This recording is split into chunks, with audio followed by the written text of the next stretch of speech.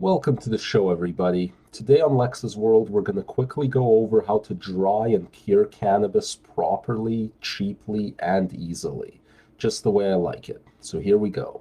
On harvest day, make sure you trim the fan leaves off your plants and trim other large, loose leaves.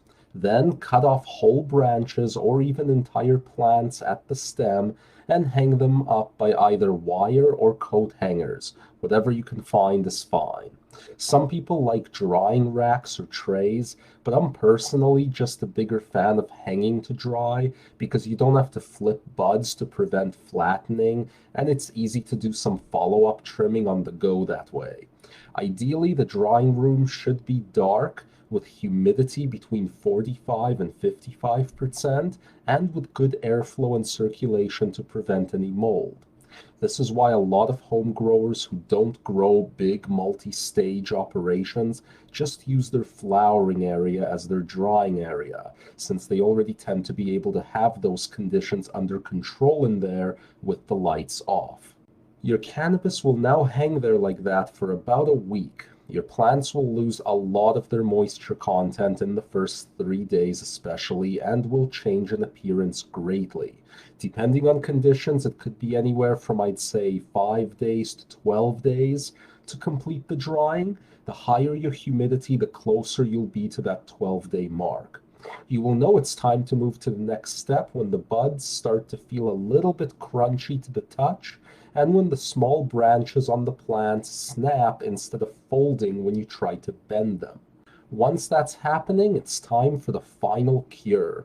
Back in Prohibition days, a lot of people used to skip the cure, and that's too bad because that actually leads to a better, tastier final product. Do your full manicuring and bud trimming while the branches are still hanging. Then cut the buds off the branches and place them into jars. The most important aspect of your jars is that they have a wide mouth opening for your hands to get in. Jars should have quality lids and be made of a material like glass or clay. I'll link to some suitable jars in the video description.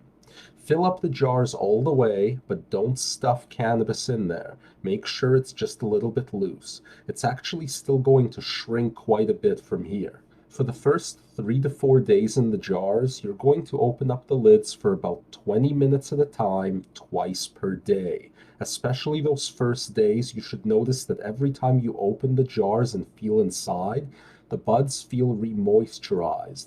Then they dry off a bit again while the lid is off. This lid burping process, which is actually known as burping, allows moisture to escape and replenishes the oxygen inside the container. If you start to smell a strange ammonia-like smell coming from the buds, you should be concerned because it means things are too wet in that jar and conditions are ripe for mold to happen. See my episode on mold for more info. In this scenario, get the buds out of the jar and let them dry out in the open again. If you don't notice any moisture in the buds, you've probably over-dried them during the hanging. After 3 to 4 days, you can go down to burping once per day. A lot of people will also occasionally turn over the buds inside the jars just to move them around. I'm not against doing that once or twice. Keep burping daily for a couple weeks and you've completed a rock-solid cure.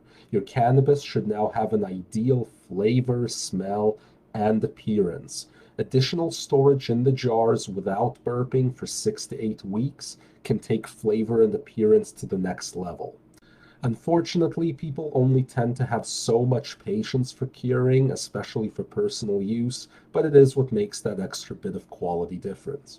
On that note, that's all I had to say on the topic of drying and curing. Make sure you subscribe to the show, hit that like button, and I think we'll be seeing you next time.